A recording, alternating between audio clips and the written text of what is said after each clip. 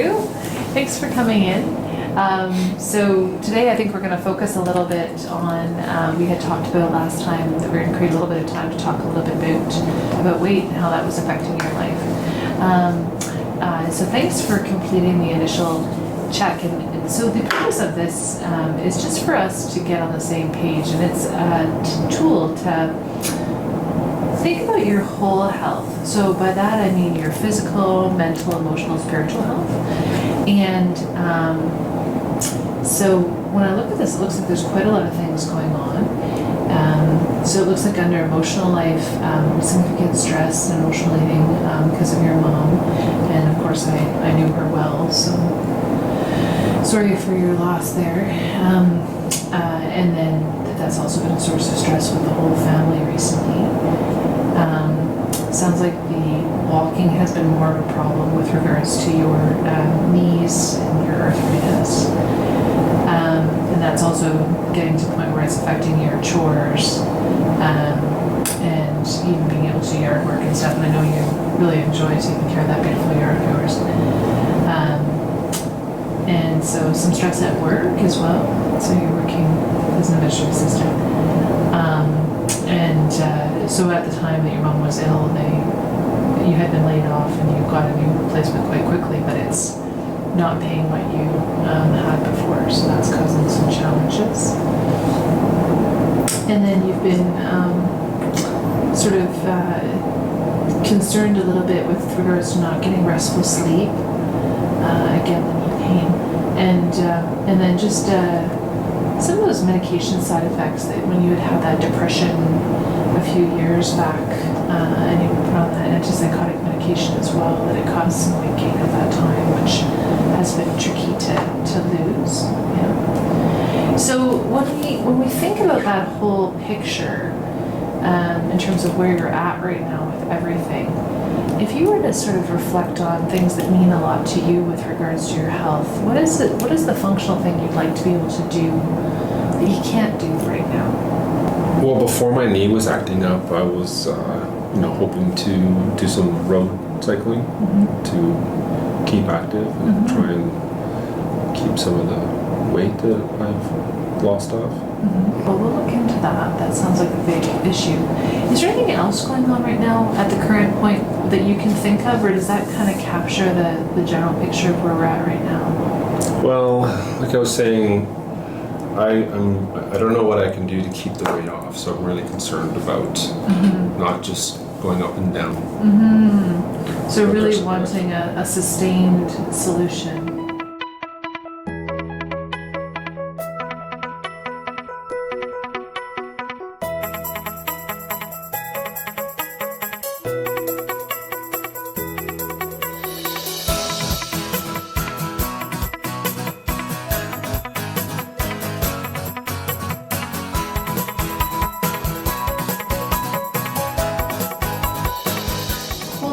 With you, I think it would be really helpful to explore that a little bit more in detail. So that's what gets us to this one, which is, as you're alluding to, that journey with your weight, right? And what you can see here is it starts, this is sort of the whole life cycle, and I know right now you're 55. So what I'd like you to do is just think back to as early as makes sense to you, as to when you first noticed that there was a problem with weight and health, and when that showed up, and we'll just kind of map it forward in time a little bit, and we'll think a little bit about the life events that were happening at the different points in time. Well, I remember when I was in university, I had sleep problems. I didn't have weight problems back then, but I had regular insomnia problems. In university? Yeah, it was untreated. I just persevered. I had dropped out of one semester one time because of a cycle of not being able to sleep at night, and then you finally fall asleep and you miss 2 of your classes in the morning, and then your day starts off. Okay. Were you having any mental health issues at the time, like any depression or anything bothering you? Well, I think so. It was undiagnosed, but looking back now, I think that I must have been. Okay, but not totally clear. And at that time, where would you say you were approximately weight-wise? 175. Okay. And pretty stable over those years, hey? Yeah. And as a youngster in your teen years, did you also have problems with sleep, or were things better prior to that in high school? I think my last year of high school was the first time I had an emotional experience breakdown. Mm-hmm. And prior to that, I just always played a lot of different sports, Mm-hmm. and everything was easy, and I don't remember any sleep problems before that. Okay. And good home situation? Well, no, I moved out early. Okay. How old were you when you moved out? I was in grade 9.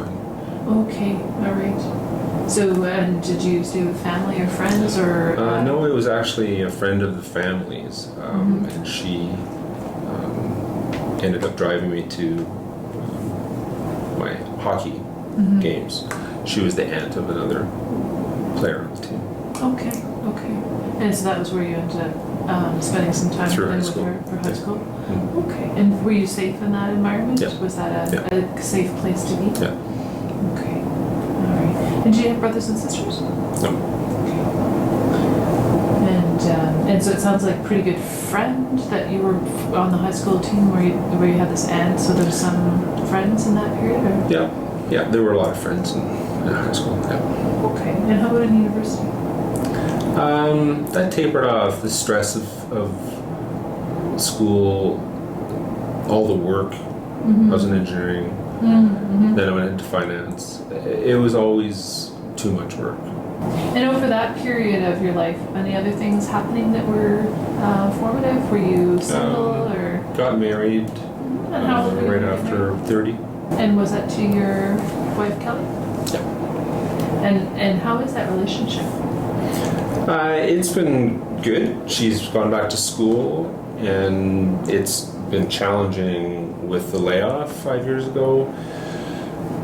And finances have been a big stressor over these last 5 years.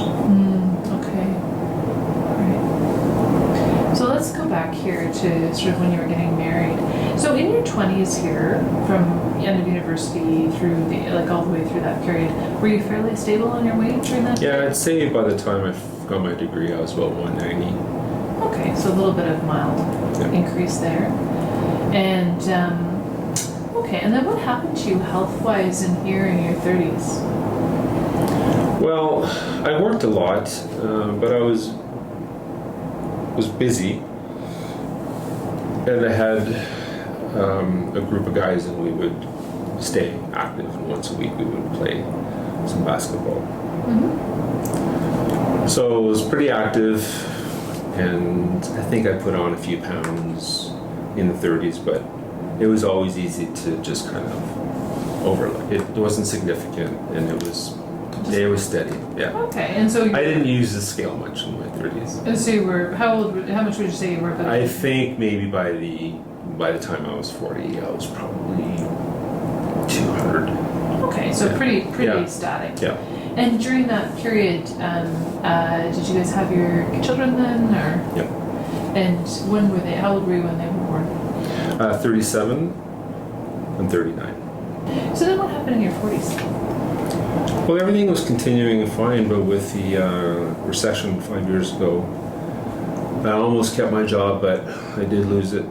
And I didn't realize how much of my identity was attached to my job, and I couldn't even deal with being able to get a job fairly quickly and making so much less. And before long, I didn't want to get out of bed to go to work. So I went through a real dark place, and I saw this study, a new treatment for depression, and that was when And you were 49, things turned. right? Yeah. So this was around 49. And so, and this was pretty profound depression. And so, what happened with your weight during the 40s to that point? I never felt full.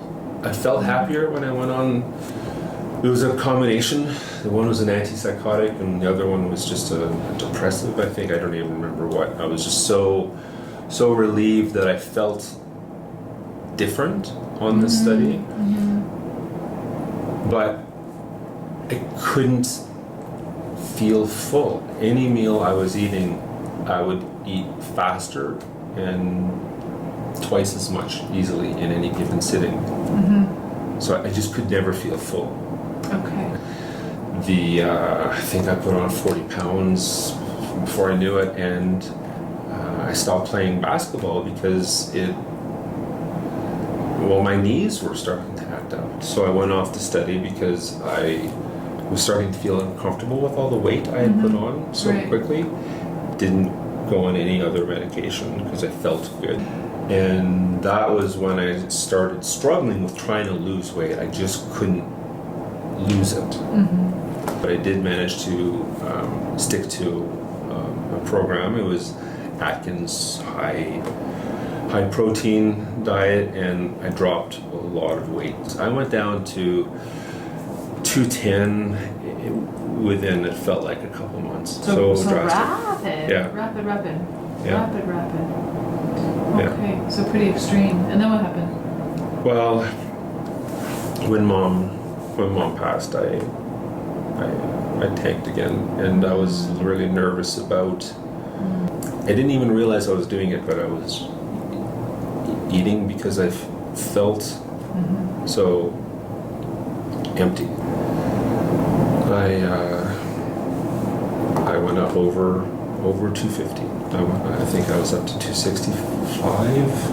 And how rapidly did that happen? Well, it was fairly steady. It wasn't as quick as the first time, but I think there was like a full year of this pattern that it was hard to detect day by day. And sure enough, the day that I went up above that 250, let's just say it made my depression a little bit worse.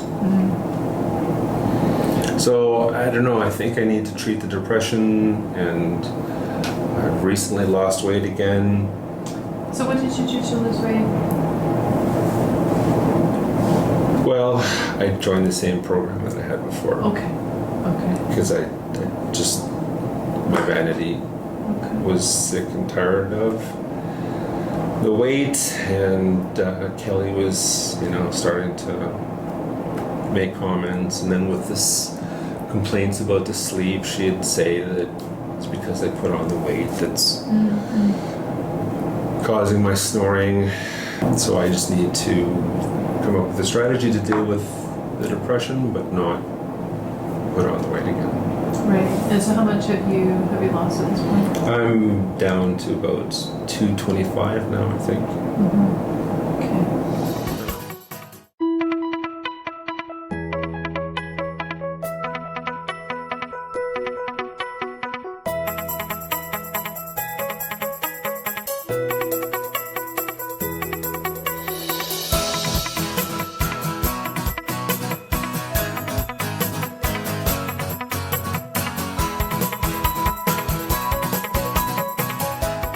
I'm just going to sort of summarize a few items here, and then you can let me know. So, what I'm hearing here is that you were tremendously resilient in the sense that as a very young man, you were able to extricate yourself from a really challenging situation at home, and you were still able to have the wherewithal to get to hockey, participate in events, finish your high school, get to university, and it sounds like maintain some good friendships in there, but there was some struggle and challenge due to the workload and some of those items. You've had a really solid relationship with Kelly for a long time. I mean, you guys have been married 25 years now. Two great boys. I know your boys, and they're great kids. And how would you classify your relationship with them? Was there anything going on there that's worrisome? No, It's pretty good. Yeah, they're doing It's, great. it's okay, yeah. So, sounds like there's some real strengths there. You've had some good groups of friends and things as well that you've done activities with. Some of the challenges sort of currently that I'm hearing are challenges with depression, and sort of a multifactorial. You're not where you thought you would be at this particular point in your life. You'd sort of had a whole track and a whole trajectory professionally, and a big part of your identity was involved with that, and that suffered a real disruption with the downturn in the economy a couple years ago with this job dislocation, and obviously very rapidly hired again, but not on the same track, and that's been really challenging and difficult. Also sounds like there's been challenge as well, maybe with regards to the loss of your mother, and maybe not as I initially was wondering, due to grief and loss of a parent and those feelings that one has when one is losing parents, that it's a whole stage of life which is really difficult. But that sounds to me like it's possible that it could be enmeshed in some significant traumas from. Yeah, no one really knew. It was hidden. Yeah. So some issues back in this space which were sort of hidden. And I think the other challenge that I'm hearing is because things were hidden, you've had a struggle with regards to asking for help, right? And so, coming to see me to talk about how you're doing emotionally has been a really tough thing. And I really appreciate the fact you're here today and that we're actually talking about it. And I want to be useful to you. We don't need to go into that today if that's not something that you feel comfortable with. But I do think that I'm really happy it's on the table, and we should reflect on it a little bit and see at some point if there's some work that you might want to do in that space, because it sounds like this is a challenge, and it sounds like from what I'm hearing you say that you've recognized that there's a connection there. The other thing I'm hearing about is there's some mechanical challenge. So we've got the arthritis, which is impairing your ability to do things. In fact, you'd very much like to get back to that cycling. And I know you enjoy your yard work, and that's a real distressor for you. You enjoy doing activities with your buddies, basketball, and stuff like that. So this is a problem. And then the lack of sleep is. I'm going to have Kelly in here to do something. So the sleep we have to fix too, right? So the sleep is the issue. Does that kind of summarize a little bit this whole picture? Is there anything really missing here? No. Yeah. So the integration pieces, those connections that I see between, early hidden traumas, recent grief, job loss, which hit, you've crafted a sense of identity over your life, and then that's hit that quite hard.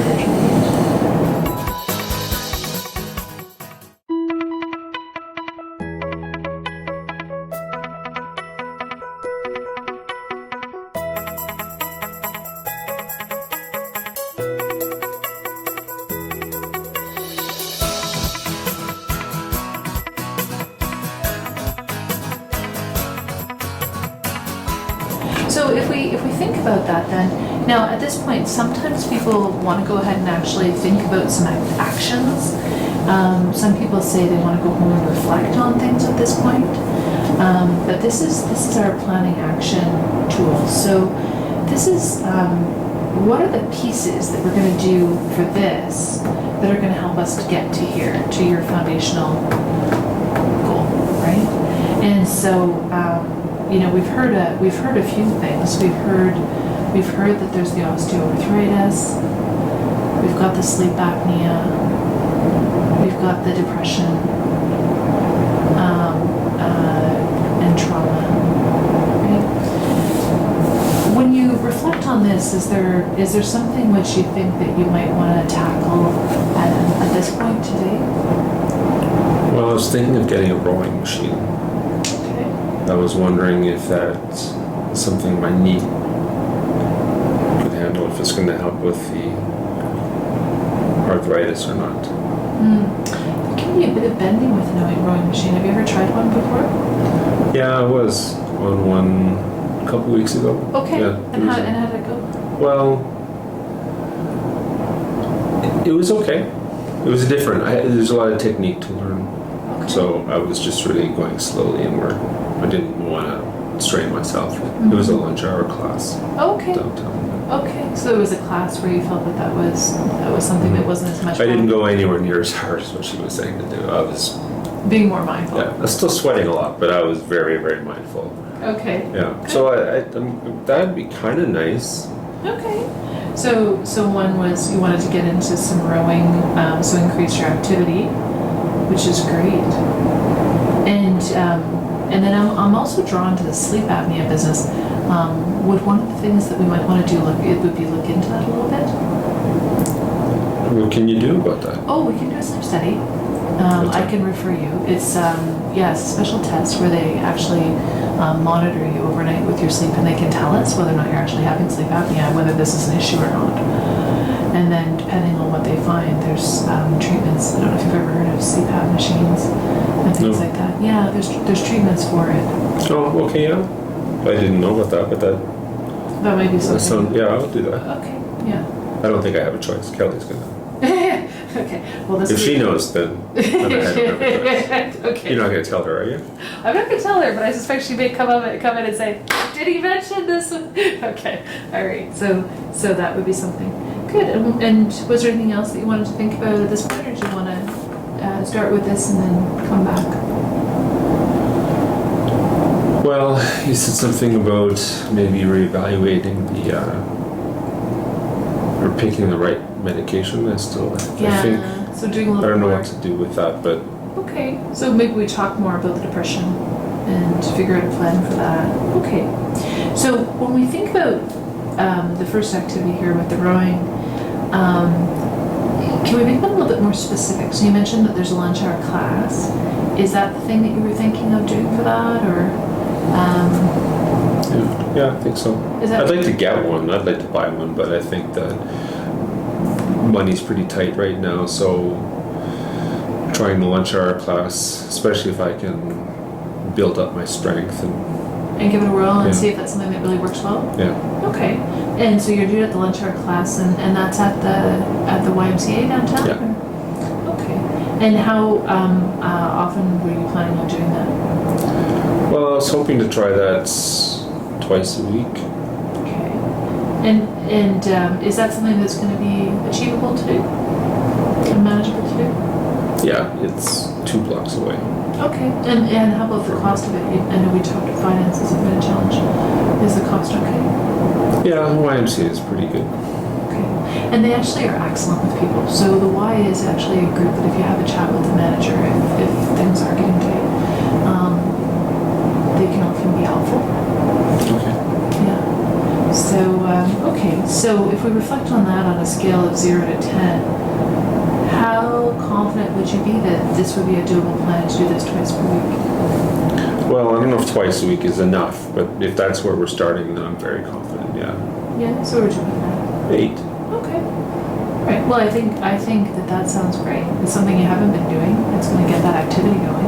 And as I said, that's actually got some good evidence for helping depression as well, which I know you're worried about, and the maintenance and everything. So I think it's going to hit a few My only cases. concern is those days when I just don't get a good night's sleep. Right. So how are you going to handle those days?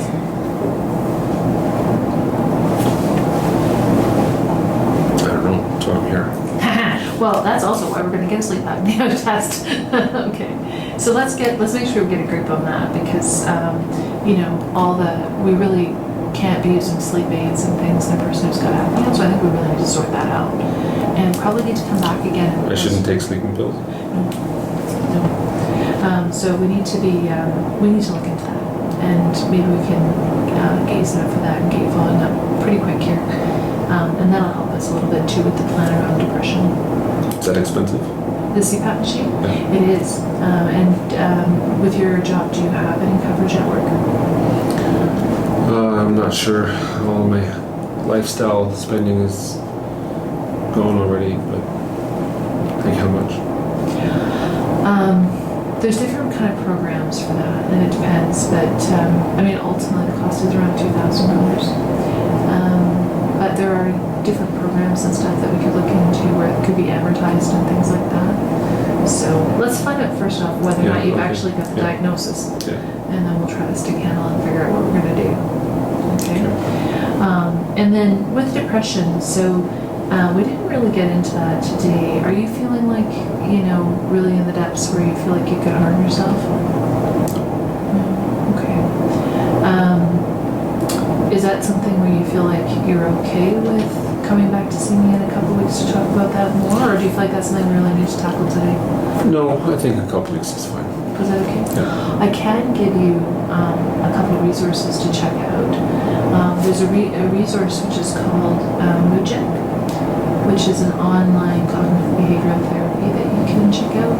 And then also, I know you've been to our primary care network before here in town, and we have quite a lot of classes and resources as well. My colleague here at the clinic, Darian, is our behavioral health consultant. So before you go, I'll get you a few of those resources, Okay. and you can explore a couple of those options, and then we can spend a little bit more time talking about it when you come back. Okay. Sounds good. And so the next step of this is going to be to try it and to try to track and support. And one of the things that we know for some people is, you know, I want you to try some of these things and just reflect on what works, what doesn't for you. See how some of that is going, and we'll just kind of reflect on those when we come back together. And it's also a good idea to keep a little bit of a diary and just kind of see what's working for you, what's causing challenge, how you're feeling about your life and health, and then we can have a look at that when I see you back. Yeah, okay, I can do that. Okay, good. All right. Well, thank you so much. That sounds great. Okay, thanks again. Yeah, no worries. Good to see you.